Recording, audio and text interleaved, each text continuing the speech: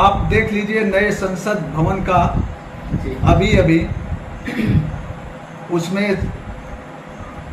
5 दिवसीय संसद चली है। भारतीय जनता पार्टी के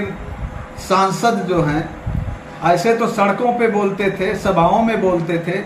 लेकिन उस सदन में एक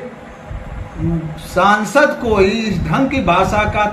प्रयोग कर रहे हैं, गाली दे रहे हैं कि वो संसद भी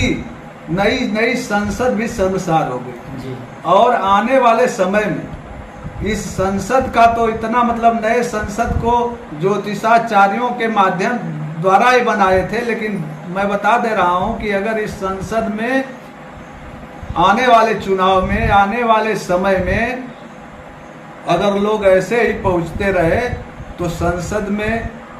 बहुत कुछ देखने को मिलेगा। जी,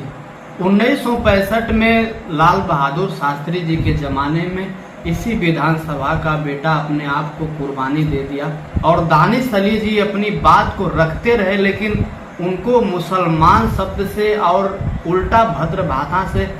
पुकारा गया, लेकिन फिर भी न स्पीकर महोदय की जबान निकली और आजम खान के बयान पर और अखिलेश जी के बयान पर तुरंत माफ़ी मंगवाने की बात कर रहे थे लोग। नहीं, देखिए आप जबीर अब्दुल हमीद की बात कर रहे हैं जी। वीर अब्दुल हमीद जो है उस समय अमेरिका के अजय टैंकों को जी 7 टैंकों को उसने तोड़ा और 7 टैंक तोड़ने के बाद वीर गति को प्राप्त हो गए, शहीद हो गए। और हमारे देश की आज़ादी में, आज़ादी से पहले और आज़ादी के समय और आज़ादी के बाद जो योगदान मुसलमानों का रहा है जी, उसके लिए उनकी कोई भी अवहेलना की जाए, निंदा की जाए या कोई अपशब्द बकता है तो उससे घृणित कोई कार्य नहीं होगा जो व्यक्ति या जो सांसद उनके प्रति ऐसा कहा। ओम प्रकाश राजभर के बड़े बेटा है अरविंद राजभर जी 3 दिन पहले ईसूपुर मोहम्मदाबाद में आकर और फिर दूसरा कार्यक्रम में हंसराजपुर में था, कहे मोदी जी को हम तीसरी बार प्रधानमंत्री बनाने जा रहे हैं और गाजीपुर की पूर्वांचलों की भी सीट अब खतरे में है। अखिलेश जी एसी से निकलने वाले नहीं लोग हैं, हम बाप बेटा रोड पर जमीन पे चलने वाले, क्या संकेत देंगे इस जिले पे? देखिए अखिलेश जी निकले न निकले, लेकिन उनके कार्यकर्ता, उनके सिपाही इतने मजबूत हैं कि उनके कार्यकर्ता और सिपाही ही घोषी में दिखा दिए कि जिसको आप अपने वोटरों का गढ़ मानते थे, वहां से जब आपका सफाया हो गया तो गाजीपुर से तो सफाया निश्चित है। वो तो मऊ में जहाँ पे ज़्यादा सबसे मानते थे कि हमारे वोटर ज़्यादा हैं, हमारे बिरादरी के ज़्यादा लोग हैं, वहां से जब गायब हो गए तो गाजीपुर में तो एकदम खड़े नहीं हो पाएंगे। एक 9 से 12 साल का लड़का नवरत्न यादव अपनी जान की कुर्बानी देकर ओम प्रकाश जी को जो शब्द से पुकार दिया और अपने इनाम के लिए रोज फोन करा, लेकिन अभी पता नहीं चल रहा है। और एक वीडियो वायरल हुआ था, राम नवरत्न ओम प्रकाश जी को फोन किया था और ओम प्रकाश जी को सुन रहे थे हम, वो कह रहा था कि नेताजी हमारा जो आपसे लगा था शर्त हमारी जो लगी थी 5,000 रुपये और एक मोबाइल का, वो हमें दे दीजिए, लेकिन ओम प्रकाश जी उसकी बात को टाल रहे हैं। और वही वो नवरत्न यादव बिल्कुल 12 साल का लड़का, मैं तो कहूँगा कि उसके अंदर नेताजी के परिवार का कोई न कोई अंश ऊपर से ईश्वर ने दिया है, वो गॉड गिफ्टेड है कि जो एक अबोध बालक कहिए उसको, नेताजी के स्वर्गवास के बाद घर छोड़कर न घर परिवार में बता रहा है न कुछ, चल देता है उनके दर्शन के लिए। हम लोग भी गए थे नेताजी के अस्थि पर, उनके ऊपर माल्यार्पण किए। जिस दिन नेताजी का स्वर्गवास हुआ 1 बजे रात को पहुंचा गया था, हमारे राष्ट्रीय अध्यक्ष जी भी थे वहाँ पे बैठे हुए थे, पुष्प अर्पित किए। और आपको बता दें, जो बता रहा था मैं कि एक बार वहाँ चुनाव जो था उपचुनाव, जिसमें कांशीराम जी सांसद चुने गए थे और 5 विधानसभाओं का चुनाव था। जी उस समय संजोग देखिए कि जिस रात को हम लोग जिस दिन पहुंचे, शाम का समय था, दीपावली थी, और उस दिन हमारे साथ एक महात्मा थे, सिद्धपीठ हथियाराम मठ के एक ब्रह्मानंद यति जी, उनको भी मैं लेके गया था। और हम लोगों का सौभाग्य था कि उस दिन वो संत महात्मा वहाँ पे नेताजी के घर पूजा पाठ किए और वहीं हम लोगों को भोजन करने का मौका मिला,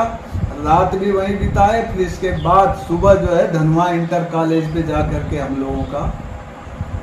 रुकना हुआ और वहीं से 1 महीने पूरे लगातार वहाँ पे प्रचार प्रसार।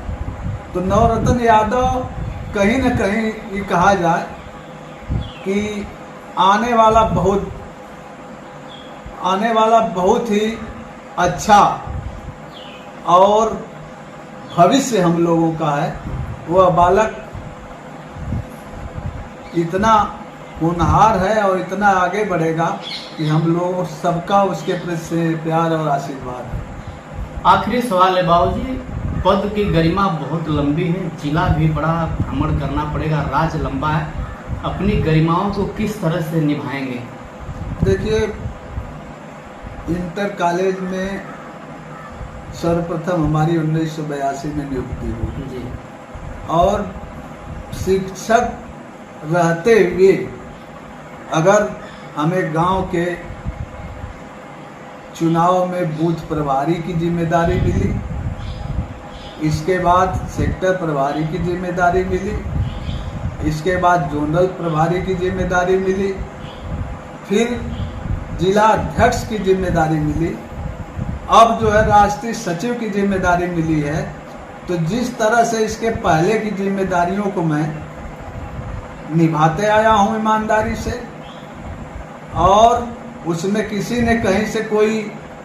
उंगली नहीं रख पाया, और उससे बढ़ चढ़ के अब जो है मैं पार्टी के लिए,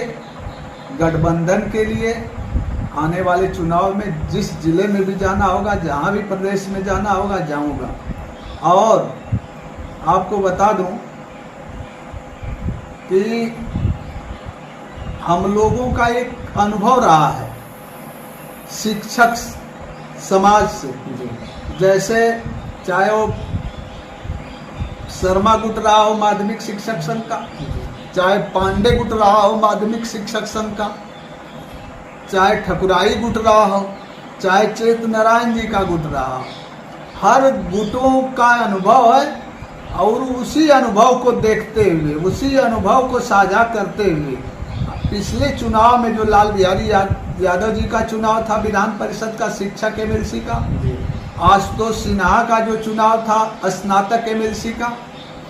ये दोनों चुनावों में उस अनुभव का प्रयोग करते हुए इन दोनों प्रत्याशियों को भारी मतों से हम लोगों ने जिताने का काम किया। और आने वाले समय में 2024 में भी पार्टी के लिए जहां भी जाना होगा, जहां भी मेहनत करनी होगी, किया जाएगा और इंडिया गठबंधन और समाजवादी पार्टी को जिताया जाएगा। सुनील जी, मार्कंडे बाबू जी का सीधा कहना है कि 24 में इंडिया गठबंधन को कैसे जिताना है, और विद्यालय में कार्यरत रहने के बाद भी हमने पार्टी के लिए जो समय दिया, आप तो फ्री हूँ, जैसे जहां जिम्मेदारी राष्ट्रीय अध्यक्ष जी के मिलेगी, उस राष्ट्रीय अध्यक्ष जी के बातों को और दिशा निर्देश को पूरी जिम्मेदारी के साथ निभाकर 24 के चुनाव को मजबूत दिलाएंगे। सामाजिक संगठन में बहुत बहुत धन्यवाद बाबूजी, बहुत बहुत धन्यवाद। धन्यवाद आपको भी, आप लोग आए इसके लिए। आज ग्रामीण अंचल में जो आप आके इस ढंग का अपने माध्यम से पूरे देश और विदेश में जो संदेश आपने पहुंचाने का काम किया है, इसके लिए आप दोनों को बहुत बहुत धन्यवाद, बहुत बहुत बधाई।